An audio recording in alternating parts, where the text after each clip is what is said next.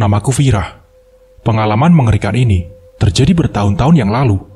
Suamiku yang bekerja di sebuah perusahaan konstruksi dan ditugaskan di wilayah Banten, tepatnya di Pandeglang. Saat itu, aku sedang hamil anak kedua, dan aku tidak mau jauh dari suami. Maka, kami sekeluarga memutuskan menyewa rumah untuk tinggal sementara. Kata suamiku, ia hanya ditugaskan selama 3 bulan saja. Setelah itu, dia akan kembali ke Jakarta. Lumayan sulit mencari rumah sewa di sana, hingga akhirnya suamiku menemukan sebuah rumah yang nyaman dan cukup besar di Kampung Lengansari. Di depan rumah itu ada sebatang pohon mangga dan sebuah ayunan yang terbuat dari bekas ban mobil. Dinding depan rumahnya ditempeli keramik merah. Ada 2 tiang penyangga utama di bagian depan. Lantai keramiknya berwarna putih. Perabotan di rumahnya sudah lengkap. Ada 3 kamar, 1 dapur, dan 1 kamar mandi yang sudah menggunakan air jet pump. Rumahnya nyaman ya, Pak? Kataku sambil memperhatikan sekeliling. Iya, Mah. Di daerah sini juga sejuk. Kalau pagi bisa nongkrong sambil memandangi Gunung Pulosari. Jawabnya. Mah, aku mau mainan ayunan ya, kata Rani, anak perempuanku. Iya, Nak, hati-hati. Aku mengelus rambutnya. Tepat di depan rumah, memang terpapang jelas Gunung Pulosari yang menjadi ikonnya Pandeglang. Betul, Pak Andro. Dulu yang pernah sewa di sini juga merasa nyaman, kata Pak Kusir. Kata Pak Kusir, orang yang punya rumah. Kebetulan, dia memiliki 2 rumah di kampung itu. Jadi yang satunya selalu ia sewakan. Oh iya, Pak, silakan isi 2 kamar ini. Sementara kamar yang paling ujung. Ia menunjuk sebuah kamar yang dekat dengan dapur. Nah, yang itu kamarnya saya kunci karena masih direnovasi dan belum selesai, ucapnya. Oh iya, Pak, timpal suamiku. Kami memeriksa semua ruangan rumah itu, dari mulai ruangan tamu sampai ke kamar mandi. Semuanya terawat dengan baik. Sebuah kamar yang dekat dengan dapur terkunci dengan rapi, dan aku tidak pernah curiga sedikit pun kalau kamar itu kelak akan membawa petaka bagi keluargaku. Suamiku sering pulang malam karena lembur. Malam itu, dia menelponku minta dimasakkan nasi goreng. Rani, anakku, yang berumur 5 tahun, sudah tidur pulas. Jam dinding menunjukkan pukul 11 malam, saat aku sibuk masak nasi goreng di dapur, dan tiba-tiba, seseorang mengetuk pintu. Kulihat dari balik tirai jendela, ternyata suamiku. Pah, baru aja aku selesai masak. Aku mencium tangannya. Wanginya. Dia mengenduskan hidungnya. Segera aku hidangkan nasi goreng di atas meja. Mas Andro makan dengan lahap. Ada kecap nggak, Mah? Tanya suamiku. Oh, ada, Pah. Setelah kuserahkan botol kecap padanya, tiba-tiba smartphoneku berdering di kamar. Sebentar, Pah, ada telepon, ucapku. Kurai smartphoneku yang tergeletak di atas kasur. Halo? Mah, maaf, aku telat pulang ya. Masih ada urusan di kantor. Nggak apa-apa, tidur saja dulu, nanti kubangunkan, ucapnya. Bukankah barusan suamiku sudah pulang? Lalu siapa sekarang yang ada di dapur? Jelas-jelas aku lihat dia adalah suamiku, gumamku. Aku sangat mengenalinya, bahkan bau parfumnya pun sama. Sebelum ku jelaskan apa yang sedang terjadi, telepon langsung terputus. Mungkin karena sinyal jelek. Suara sendok yang beradu dengan piring dapat ku dengar jelas. Dia masih di dapur, makan dengan lahap. Mah, ambilin air minum dong, suruhnya. Mah, ngapain sih di kamar? Papa haus nih, lanjutnya.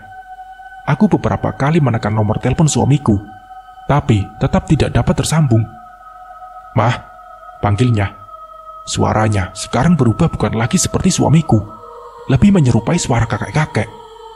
Sambil ketakutan, aku mengintipnya dari balik pintu kamar. Kulihat orang yang menyerupai suamiku masuk ke dalam kamar yang tidak kami tempati. Aneh, aku tahu betul kamar itu dikunci. Tapi kenapa lelaki itu masuk dengan mudah? Kulihat bagian bawah kakinya. Astaga, kedua kakinya tidak menyentuh tanah. Keesokan harinya, aku dan suamiku mendatangi Pak Kusir. Kepadanya, kami menceritakan kejadian semalam. Kami mau lihat ada apa di kamar itu, Pak, tanyaku. Iya, boleh. Pak Kusir tersenyum ramah. Ia membuka kamar itu. Memang benar katanya, ruangan itu masih direnovasi. Keramiknya banyak yang pecah, dindingnya retak, langit-langit pun bolong. Ruangan itu kosong, tidak ada apa-apa. Semalam, istri saya didatangi setan, Pak. Mana istri saya lagi hamil tua. Nada bicara suamiku meninggi. Waduh, setan? Tanya Pak Kusir.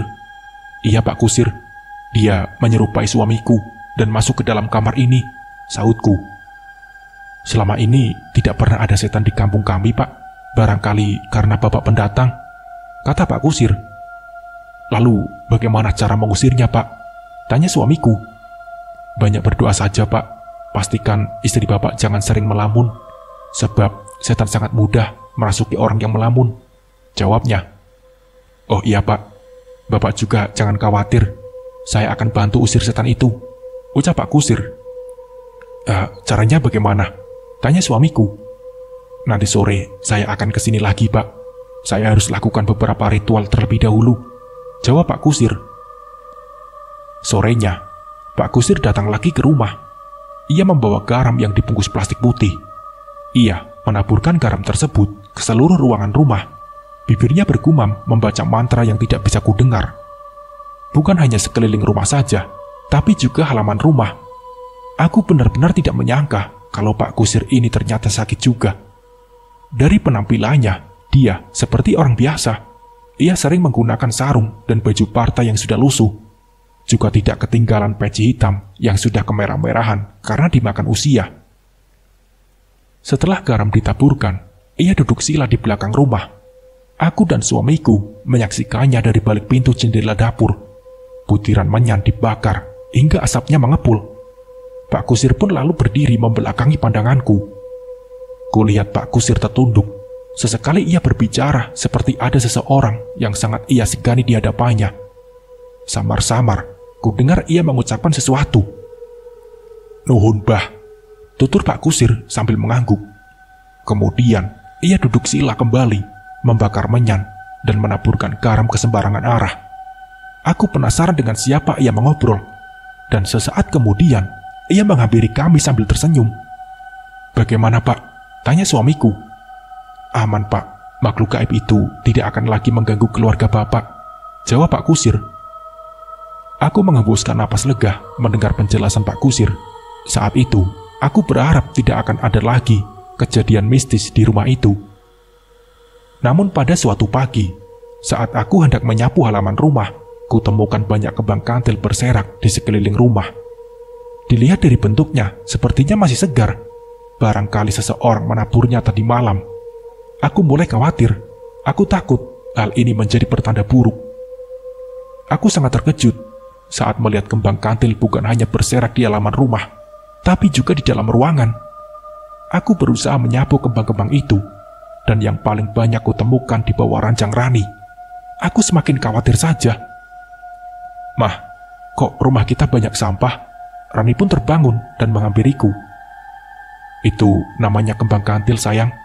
Mama juga enggak tahu kenapa tiba-tiba banyak kembang. Sebentar ya, Mama bersihkan dulu, jawabku. Segera ku bersihkan kembang kantil itu.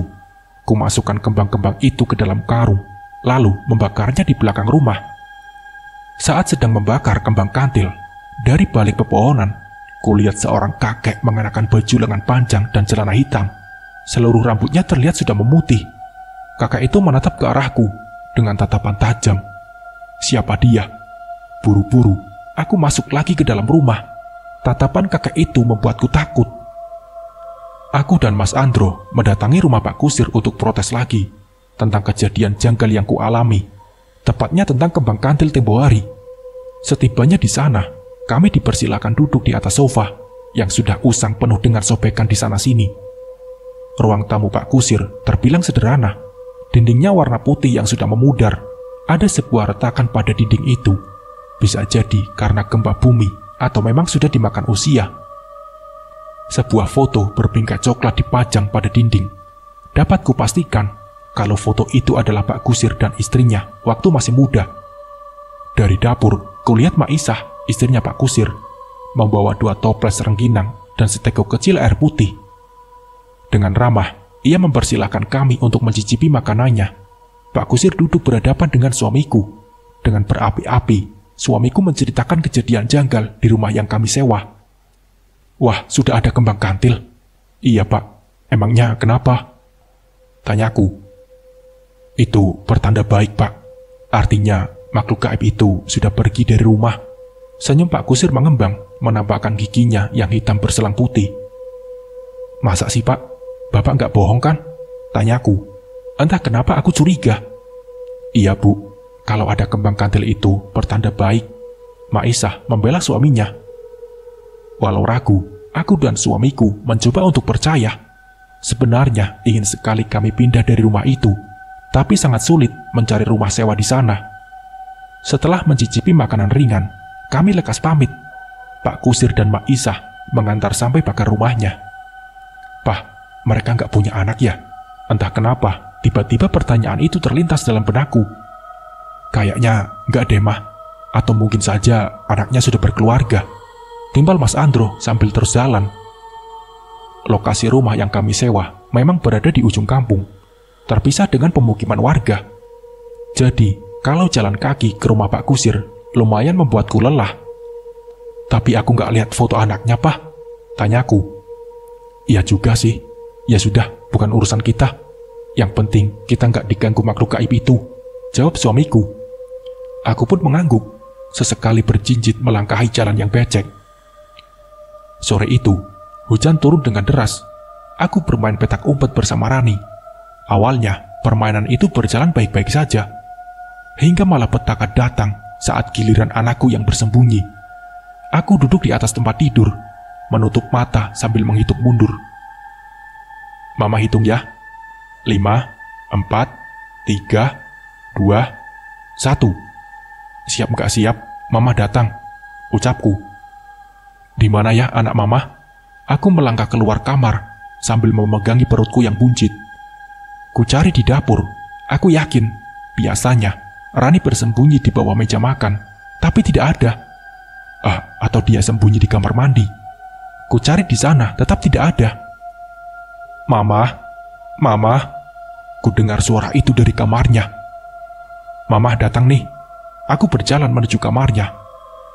Rani, panggilku. Ku buka perlahan pintu kamar anakku. Di mana ya anakku yang cantik? Panggilku. Ku tengok di kolong ranjang, tidak ada. Di belakang tirai jendela pun tidak ada. Di belakang pintu tidak ada. Dan di dalam lemari pun tidak ada. Aku mulai panik. Rani, Rani, Rani, kamu di mana, Nak? Panggilku. Mama sini, Mah. Suaranya terdengar lagi sambil tertawa. Langkah kakinya yang mungil ku dengar di ruangan tamu. Rani, Ran, aku periksa di belakang sofa, tapi tetap tidak ada. Mah, tolong, Mah. Teriaknya, suaranya memenuhi ruangan rumah. Rani, kamu di mana, Nak? Panggilku lagi. Itu teriakan terakhir Rani. Anakku menghilang, entah kemana. Sudah aku cari ke seluruh ruangan rumah, tapi tetap tidak ada. Segera aku telepon suamiku. Tanganku bergetar hebat sambil menangis panik. Pah, Rani hilang, Pah. Ucapku. Maksud kamu?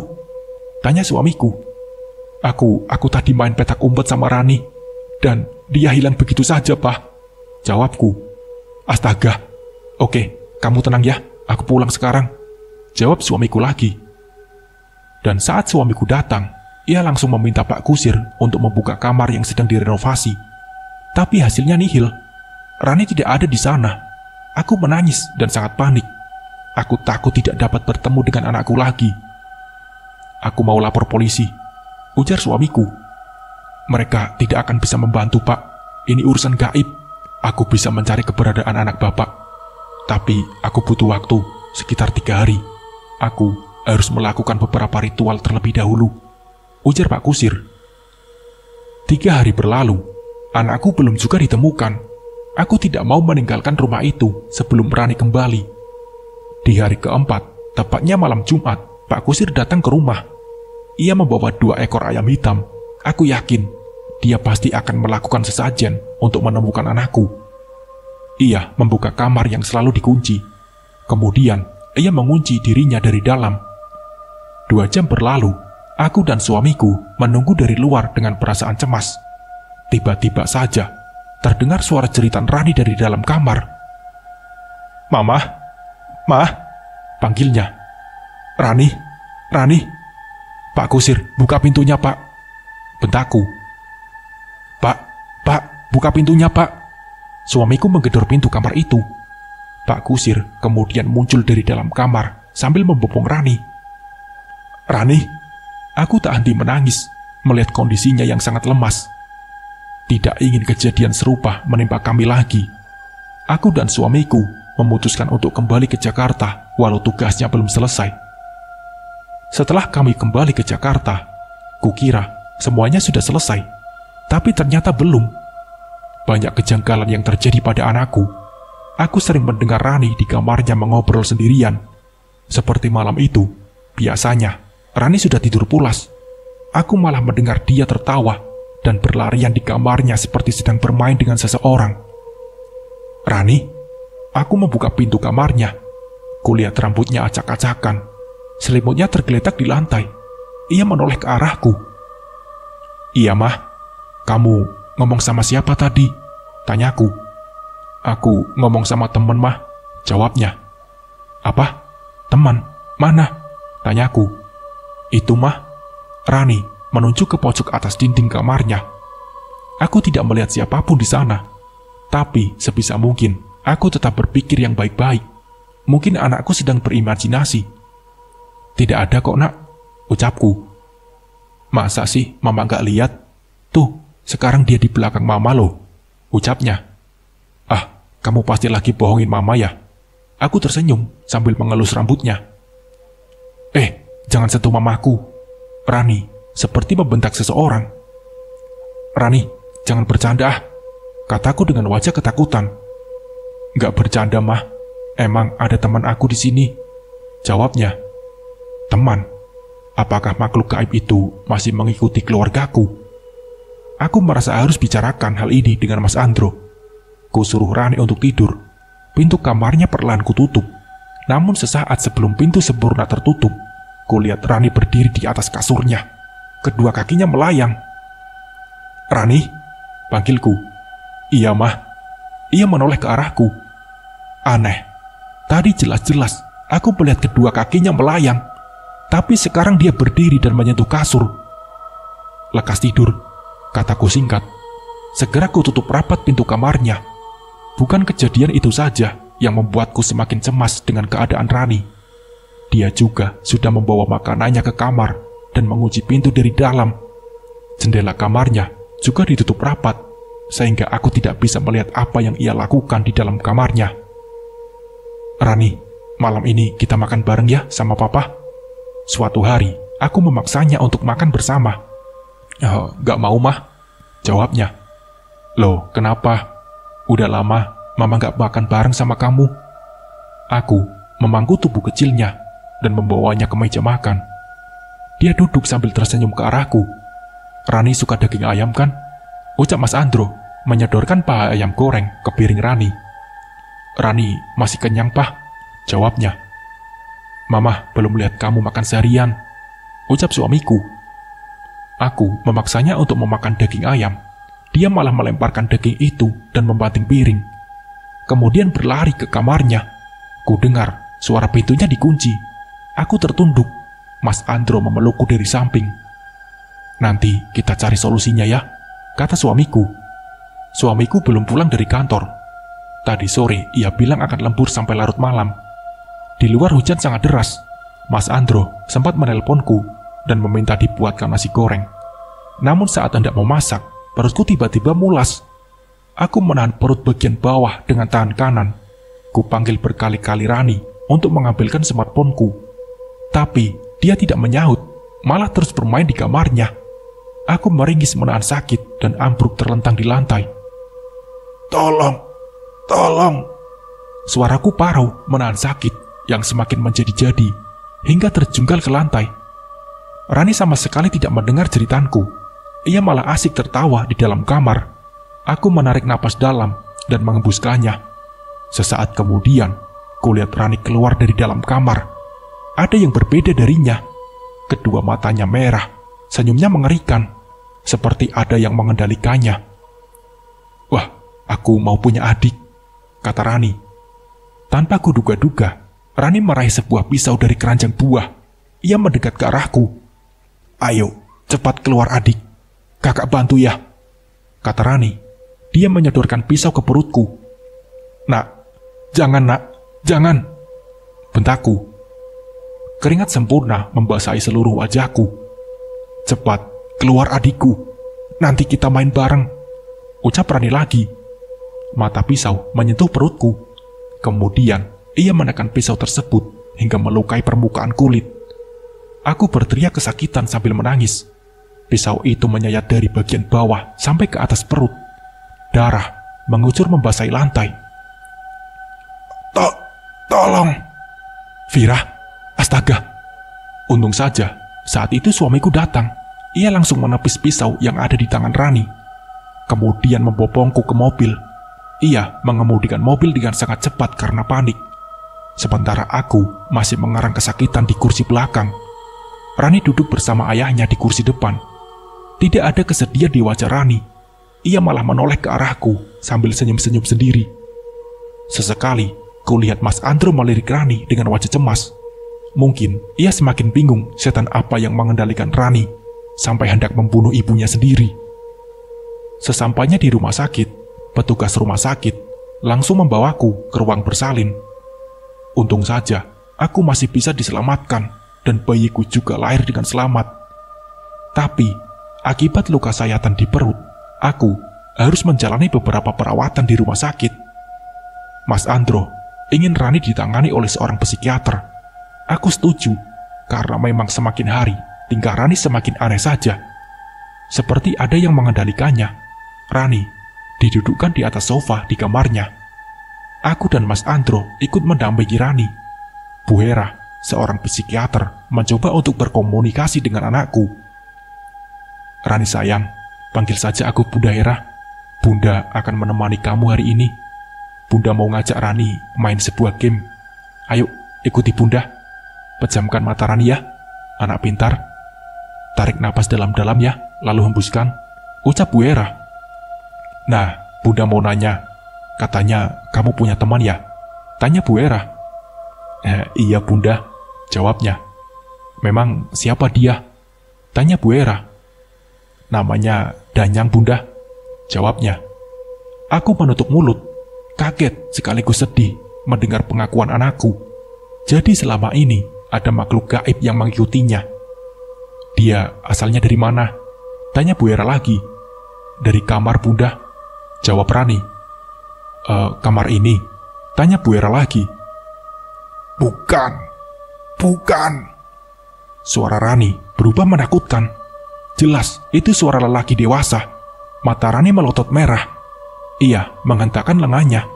Seketika, aku, Mas Andro, dan Bu Hera terpental ke belakang hingga menabrak dinding kamar. Setelah kejadian itu, Bu Hera tidak mau lagi datang ke rumah. Ia benar-benar ketakutan. Sementara itu, tingkah Rani semakin mengkhawatirkan. Seperti sore itu, sengaja kuintip pintu kamarnya yang tidak dikunci. Dan betapa terkejutnya saat kulihat Rani sedang menggigiti leher kucing. Entah dari mana kucing itu ia dapatkan. Dengan haus, ia menyobek leher kucing dan darahnya muncrat mengotori tempat tidur. "Rani, kamu apa-apaan?" bentakku.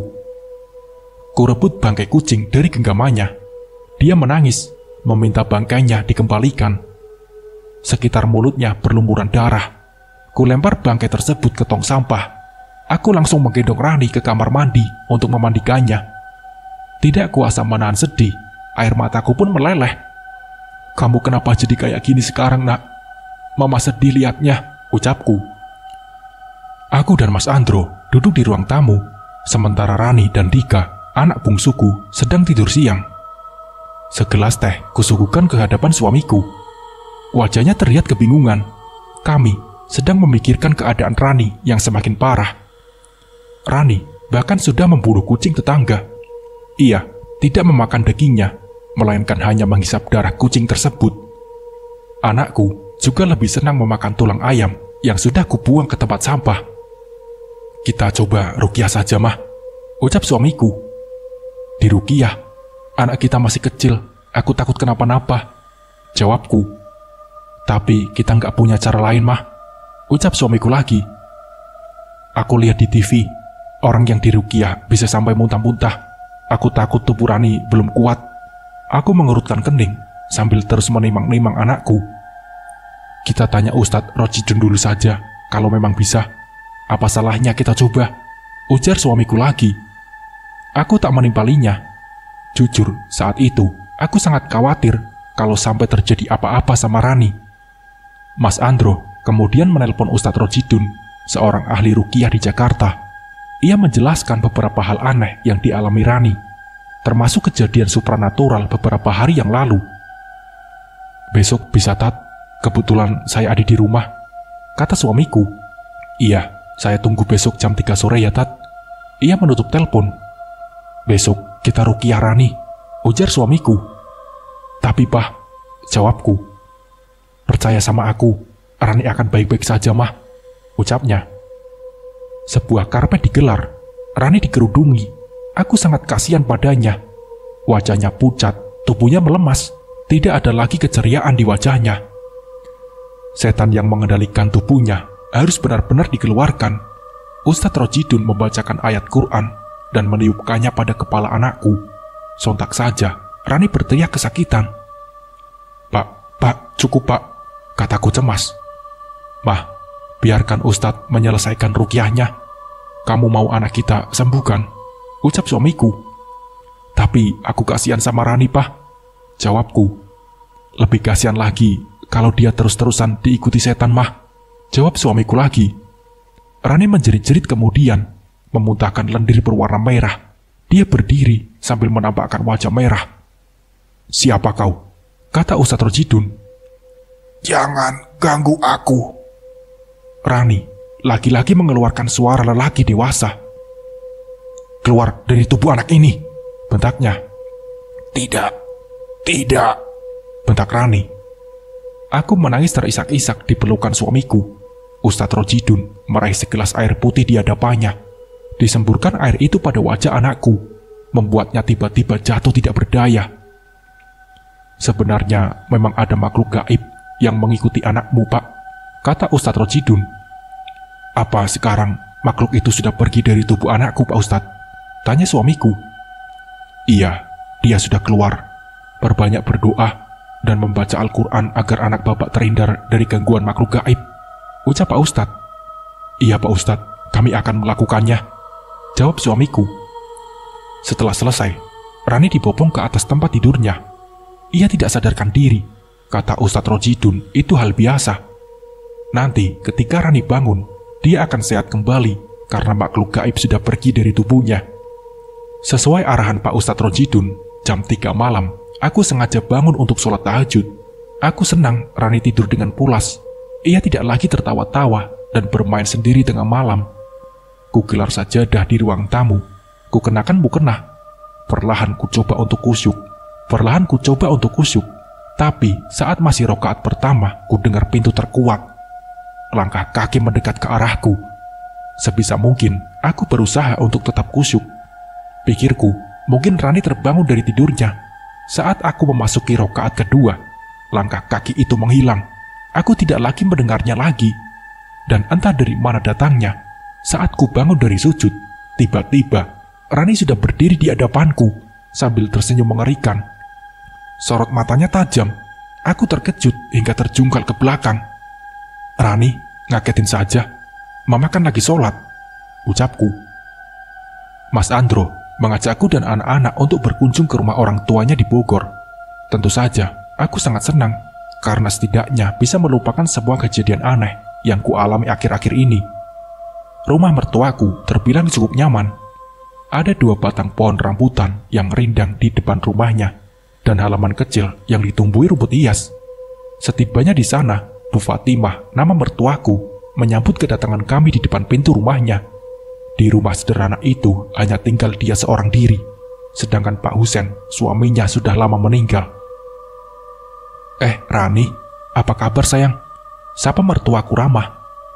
Rani langsung memeluk neneknya. "Rani kangen sama nenek." Bu Fatimah mengusap rambut Rani dan mencium pipinya. Seperti biasa, kami memang lebih suka lesehan di beranda rumah sambil menggelar tikar ketimbang duduk di sofa ruang tamu. Mas Andro membawa sesisir pisang Ambon dan seteko air putih dari dapur, kemudian menyuguhkannya. "Rani mau pisang, Nak?" Bu Fatimah mencomot pisang itu dan memberikannya pada Rani. "Enggak, Nek." Rani menggelengkan kepala. "Akhir-akhir ini Rani aneh, Bu." Mas Andro membuka obrolan. "Aneh kenapa maksud kamu?" tanya nenek Rani. "Seperti ada makhluk gaib yang mengikuti Rani," ucap Mas Andro. "Waduh, kamu sudah obati?" tanya ibunya. "Sudah berkali-kali, Bu, tapi tetap seperti itu. Kali ini aku yang menimpali. Dia juga sudah kami ruqyah, tapi tetap saja seperti itu, Bu," kataku sambil mencomot pisang Ambon. "Rani pernah hilang ya dulu?" tanya Bu Fatimah. "Iya, Bu." Mas Andro terlihat serius. "Kamu coba deh datang ke tempat kejadian saat dia hilang. Siapa tahu ada petunjuk di sana." Saran mertuaku cukup masuk akal. Aku sudah curiga dari awal kalau anakku memang ada yang mengikuti, atau lebih parah lagi ada makhluk gaib yang mengendalikannya. Aku dan Mas Andro mengangguk. Mungkin apa salahnya mencoba saran Bu Fatimah. "Oh ya, tapi bayimu baik-baik saja kan? Sini, ibu mau gendong." Aku menyerahkan Dika pada mertuaku. Kemudian ia ditimang-timang. Aku sangat beruntung punya ibu mertua sebaik Bu Fatimah. Seminggu setelah kembali dari Bogor, aku mengalami kejadian mencekam lagi. Saat sedang menyusui, ku dengar seseorang mengetuk pintu rumah. Semakin lama, ketukan itu semakin kuat tanpa ada suara yang memanggil dari luar rumah. Aku buru-buru meletakkan bayiku di tempat tidurnya dan bergegas untuk membukakan pintu. "Mah, jangan dibuka." Rani muncul dari dalam kamarnya dengan wajah ketakutan. "Kamu tahu itu siapa?" tanyaku. Rani mengangguk. Pintu itu bukan lagi diketuk, tapi digedor-gedor. Saat itu siang bolong, dan aku rasa tidak mungkin ada setan. "Itu siapa, Ran?" tanyaku. "Danyang, Mah, temanku. Dia lagi marah sama aku," jawab Rani. Aku terkejut dengan ucapan Rani. Kemudian bergegas menggendongnya, membawanya ke dalam kamar. Lalu kuhubungi Mas Andro agar cepat pulang. "Pah, makhluk gaib itu datang lagi ke rumah kita," ucapku. "Ah, Rani bagaimana?" tanya Mas Andro. "Dia baik-baik saja, Mas. Sudah kubawa ke kamar," jawabku. Namun saat aku menoleh ke arah Rani, ia tiba-tiba menghilang lagi. Rani, panggilku. Mas, Rani gak ada, Mas," ucapku dalam telepon. "Mama," kulihat ia melayang di atas sambil tersenyum padaku. "Ya ampun, Rani," ucapku. "Mas, panggil Ustadz Rojidun lagi, Mas," suruhku. "Iya, Mah, baik, kamu jangan panik, tetap tenang ya," ucap suamiku. Kulihat Rani masih melayang di atas sambil melambaikan tangan padaku. "Mah, ayo sini, main sama Danyang. Dia sudah baikkan sama aku, Mah," ujarnya. Sesaat kemudian, teleponku berbunyi lagi. "Mah, Ustadznya meninggal kemarin," ucap Mas Andro. "Astaga," aku menutup mulut. Pah, cepat pulang sekarang," suruhku. "Iya, Mah, kamu tenang saja ya, jangan panik. Papa sudah di jalan," ucap Mas Andro. Sesaat kemudian, benda-benda kecil dalam kamarku terpental ke sembarangan arah. Aku berusaha melindungi bayiku dari benda-benda tersebut. Rani malah terbahak-bahak melihat kepanikanku. "Cukup, Nak, cukup. Turun," kataku. "Bawa adikku ke sini, Mah." Rani menunjuk bayiku. "Jangan, Ran, jangan," ucapku. "Berikan adikku, Mah." Dia marah, lalu berteriak membuat cermin di kamarku pecah berantakan. Segera aku bawa bayi keluar dari dalam kamar untuk menghindari pecahan kaca. Aku tidak berani masuk ke dalam rumah sampai Mas Andro pulang. Dan sesaat kemudian, Mas Andro datang dengan tergesa. Dengan hati-hati, kami memeriksa kamar. Di sana, Rani sudah terkapar tidak sadarkan diri, sedangkan kamarku berantakan tidak berubah. Aku mendapatkan sebuah isyarat dari mimpiku, tapi aku tidak mampu untuk menafsirkannya. Dalam mimpi itu, ada Pak Kusir dan istrinya sedang berada di ruangan tamu, tepatnya di rumah yang pernah kusewa. Ia memeluk istrinya dari belakang sambil mencium pipinya. Mereka tampak masih muda. Foto-foto pernikahan berwarna hitam putih terpajang di ruangan itu. "Semoga kita cepat dikaruniai seorang anak ya," kata Pak Kusir. "Iya, aku mau anak kita perempuan," jawab Maisah. "Lucu juga ya kalau punya anak perempuan," kata Pak Kusir kembali mencium pipi istrinya. Namun, setelah itu, tubuhku seperti masuk ke dalam kumparan cahaya yang menyilaukan mata. Dan pada sebuah waktu yang antah berantah, aku melihat Pak Kusir yang sudah menua. Ia masuk ke dalam sebuah kamar yang dulu sering dikunci. Kamar misterius itu. Ia membawa sesajen seperti buah-buahan, ayam hitam, dan nasi kuning. Dari dalam dinding kamar muncul sosok makhluk mengerikan. Badannya tinggi besar, penuh dengan bulu hitam, bertaring, kukunya juga panjang. "Abah, tolong berikan hamba keturunan," kata Pak Kusir sambil bertunduk. Aku tidak dapat mengingat dengan jelas apa selanjutnya yang dikatakan oleh makhluk yang dipanggil oleh Abah oleh Pak Kusir. Mimpi itu bukan hanya sesekali datang dalam tidurku, tapi sampai 3 kali. Di mimpi kedua dan ketiga, aku melihat Pak Kusir rajin memberi sesajen di dalam kamar itu. Aku sudah menceritakan tentang mimpi ini pada Mas Andro, tapi dia hanya menganggap itu bunga tidur saja. Katanya, hanya orang bodoh yang percaya pada mimpi. Dia memang orang yang tidak pernah mau percaya pada isyarat mimpi. Sungguh waktu itu, aku sangat penasaran. Pesan apa yang tersirat dalam mimpiku? Aku berdiri di depan kaca jendela rumah, sambil menggendong bayi. Kulemparkan pandangan keluar jendela. Di depan rumahku ada sebatang pohon mangga, yang dahannya dipasangi ayunan. Di sana, Rani sedang anteng main ayunan. Aku harus rajin memperhatikan tingkahnya, karena takut dia melakukan hal tak wajar lagi, seperti membunuh kucing. Beberapa saat kemudian, seseorang mengetuk gerbang rumah. Aku menghampirinya dan membukakan pintu gerbang. Ternyata seorang kurir yang mengantarkan paket untuk Mas Andro. Saat sedang menandatangani dokumen serah terima, si kurir tersebut tiba-tiba ketakutan. Wajahnya pucat. Ia melihat ke arah Rani yang sedang main ayunan. "Ada apa ya, Mas?" tanyaku. "Enggak, Bu. Sudah tanda tangannya." Ia tampak buru-buru. "Mas, lihat apa?" Aku penasaran. Bukannya menjawab, ia malah langsung pergi begitu saja, tanpa permisi.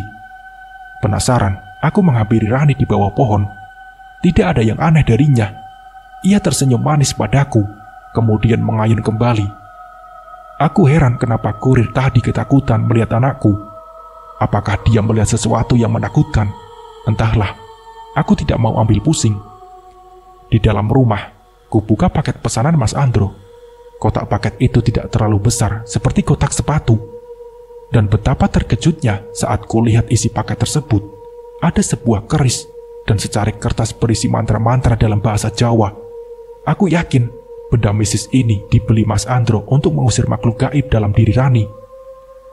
"Mama," aku terkejut. Kenapa tiba-tiba saja Rani berdiri di hadapanku? Barusan dia main ayunan dan tidak kudengar suara pintu saat dia masuk. Rani tersenyum kepadaku.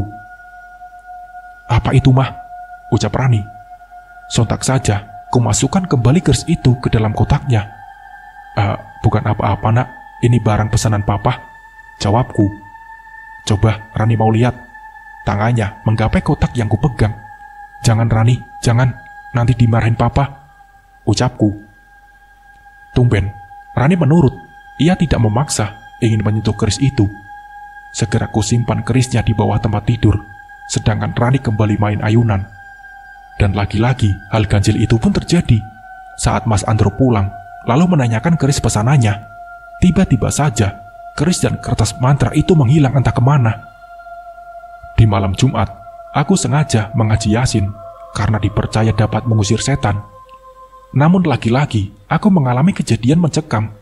Saat baru saja membaca beberapa ayat, ku dengar Rani dari dalam kamarnya berteriak kesakitan. bahkan sampai pingsan.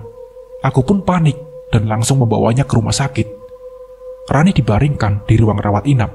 Aku dan Mas Andro menjaga di samping tempat tidurnya, sedangkan bayiku sudah tidur pulas. Untungnya, pihak rumah sakit menyediakan tempat tidur untuk bayi. Dokter dan perawat bergantian memeriksa keadaan Rani, sampai malam semakin larut, dan tidak terasa, aku dan Mas Andro tertidur di samping Rani. Aku semakin khawatir, karena sudah 2 minggu Rani tidak sadarkan diri. Kata dokter, Rani mengalami koma. Tapi jujur saja, aku yakin kalau ini ada kaitannya dengan gangguan makhluk gaib. Aku membujuk Mas Andro untuk mencari dukun yang bisa mengobati Rani. Kalau bisa dukun yang paling sakti, berapapun aku bayar asal Rani sembuh. Mas Andro berusaha untuk mencari informasi mengenai dukun tersebut. Mas Andro akhirnya mendapatkan informasi tersebut. Kami lantas memutuskan untuk membawa Rani ke sana. Apa boleh buat, memang semua upaya harus dicoba. Sepanjang perjalanan menuju rumah dukun, Rani tetap tidak sadarkan diri di pangkuanku. Sengaja aku tidak membawa Dika, bayiku. Ia kutitipkan pada ibu mertua. Mobil yang dikemudikan Mas Andro tiba di sebuah perkampungan. GPS menunjukkan kalau kami sudah tiba di tujuan. Mas Andro melambatkan laju mobilnya. Ia membuka jendela mobil, kemudian menanyakan kediaman Abah Yadi, dukun yang katanya terkenal sakti. Salah seorang lelaki berbaju partai menunjukkan rumah Abah Yadi. Katanya tinggal lurus saja ke ujung kampung, dan rumah Abah Yadi berada tepat di tikungan. Sebuah rumah panggung yang sudah usang. Ada seekor anjing yang sedang tidur di kolong rumah tersebut, dan suara deru mobil kami membangunkannya. Kami keluar dari mobil. Mas Andro dengan wajah cemas membopong Rani. Aku mengetuk pintu rumah Abah Yadi, berharap Abah Yadi sedang ada di rumah. Setelah 3 kali ketukan, ku dengar suara lantai bambu berderit. Itu pasti langkahnya. Pintu kemudian dibuka. Nampaklah seorang kakek tua yang giginya sudah tanggal semua. Ia menyengir pada kami, lalu mempersilakan masuk. Tikar pandan digelar. Ruang rumah itu sangat sederhana. Hanya ada TV tabung 14 in yang diletakkan di atas lemari kayu yang sudah usang. Ada sarang laba-laba yang menjuntai di dalam lemari itu. Mungkin saja jarang dibersihkan. Belum saja aku cerita tentang keluhan, dia sudah terkejut duluan. Seperti ada yang membisik di telinganya. Ia mengangguk-angguk tanpa sebab. Aku dan Mas Andro saling tatap, heran dengan Abah Yadi ini. Kami tidak berani membuka obrolan, karena Abah Yadi masih terlihat seperti mendengarkan sesuatu. Dia berdehem, "Aku mau jujur saja soal anak kalian," ucap Abah Yadi. "Iya, kenapa bah?" tanya Mas Andro. "Dari semenjak kalian pulang dari Pandeglang, dia sudah meninggal," ucapnya. Aku dan Mas Andro terkejut bukan main saat mendengar penjelasan Abah Yadi. "Yang benar saja bah, anak kami masih hidup. Abah lihat dia masih bernapas, malah dibilang sudah meninggal. Bagaimana sih?" Jelas saja aku marah. Abah Yadi menarik napas dalam, lalu menghembuskannya pelan. Dia pun masuk ke dalam kamar, dan sesaat kemudian dia muncul lagi dengan membawa sebuah wadah berisi kembang warna-warni. Ia meminta Mas Andro membaringkan Rani di atas tikar. Kembang tersebut lalu ditaburkan ke seluruh tubuh Rani. Sesaat setelah itu, tubuh Rani bergetar. Kedua matanya melotot. Aku dan Mas Andro pun panik. "Kenapa ini bah?" tanya Mas Andro. Tenang," kata Abah Yadi. Selang beberapa detik, Abah meminta Mas Andro untuk menyentuh tubuh Rani. Namun tubuh itu tidak dapat disentuh. Seperti ada bias pelangi yang terlihat, namun tidak dapat direngkuh. "Ini roh anakmu. Dia benar-benar sudah meninggal dan gentayangan. Roh Rani tidak mau jauh dari orang tuanya," ucap Abah Yadi. Aku dan Mas Andro menangis. Kami tidak kuasa melihat apa yang terjadi dengan Rani. "Lalu siapa itu Dayang yang kata Rani jadi temannya?" tanyaku sambil menangis. "Dia demit penghuni rumah yang pernah kalian sewa. Dia memang akrab dengan Rani, tapi dia tidak akan membahayakan kalian," ucap Abah Yadi. Mas Andro masih berusaha merengkuh tubuh Rani, tapi tetap saja tidak bisa. Rani memang sudah meninggal. Ada hal yang harus kalian ketahui. Aku melihat ada seseorang yang melakukan ini semua, kata Abah. Mendengar hal itu, aku dan Mas Andro seketika menatap wajah Abah Yadi. Sesaat kemudian, kami saling pandang. Siapa, Bah? Memangnya siapa? Tanya suamiku. Kusir. Dia memanfaatkan anakmu untuk tumbal agar bisa punya keturunan. Bajingan. Suamiku mendelik marah. Perlahan tubuh Rani menjadi samar. Sesaat tubuh itu akhirnya menghilang. Bah, Rani kemana, Bah? Ucapku. Dia tidak akan kemana-mana. Saat kalian pulang nanti, dia pasti ada di rumah. Roh Rani enggan jauh dari kalian, ucapnya. Dan benar saja, saat kami tiba di rumah, Rani sudah anteng di atas ayunan. Ia malah menyapa kami sambil tersenyum ramah. Sontak saja, aku dan Mas Andro memeluknya sambil menangis. Besoknya, aku dan Mas Andro pergi ke Pandeglang untuk menuntut balas atas perbuatan Pak Kusir. Suamiku mengemudikan mobil dengan sangat cepat. Ia tidak sabar ingin memberi pelajaran pada lelaki tua itu. Sialnya, sesampainya di rumah Pak Kusir, dia dan istrinya sudah tidak tinggal di sana lagi. Kami malah menjumpai orang yang berbeda. Oh, semenjak istrinya hamil, Pak Kusir pindah rumah, entah kemana, dan rumah ini sudah kami beli, kata seorang bapak parubaya yang menjadi pemilik baru rumah Pak Kusir. Kalau rumah yang satu lagi? Tanyaku. Wah, kalau rumah itu terbengkalai, Bu. Nggak tahu dijual apa enggak. Ibu mau beli rumah ya? Tanyanya. Oh, enggak, Pak. Kalau begitu, kami pamit ya. Terima kasih, Pak. Jawabku. Kami langsung menuju rumah yang dulu pernah kami sewa. Keadaannya sangat tidak terurus. Pintunya dibiarkan terbuka. Kami masuk ke dalam rumah tersebut. Kemudian mendobrak kamar tempat Rani ditemukan dulu. Dan betapa terkejutnya saat kami temukan pakaian Rani tergeletak di sana. Juga ada sebuah boneka panda kesayangan Rani. Kami menangis dan bersumpah akan menemukan Pak Kusir. Nyatanya, kami tidak pernah berhasil menemukan Pak Kusir. Ia dan istrinya hilang begitu saja entah kemana. Dan soal Rani, rupanya dia enggan pergi. Walau kami tahu dia adalah roh gentayangan, tapi kami tetap membiarkannya berada di rumah ini. Dika, adik Rani, sudah tumbuh menjadi seorang remaja, tapi Rani tetap menjadi gadis manis yang berumur tidak lebih dari 5 tahun.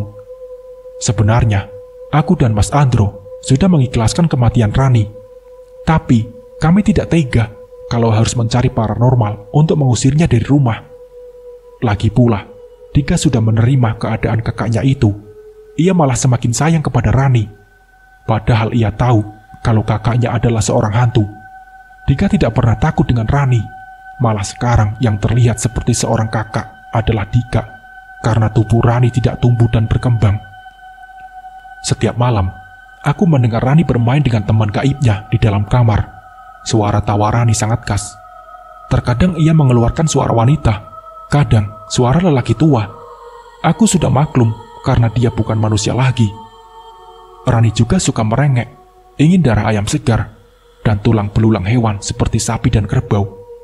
Aku sempat membaca sebuah artikel yang menerangkan kalau makhluk gaib memang suka pada darah dan tulang hewan. Mau darah lagi, Mah, kata Rani saat sarapan pagi. Kulihat darah di piringnya sudah habis. Kalau dia minta darah, mau tidak mau harus kuturuti. Sebab kalau tidak, dia akan marah dan mengacak-ngacak isi rumah. Punya anak seorang hantu memang tidak pernah terpikir dalam benakku.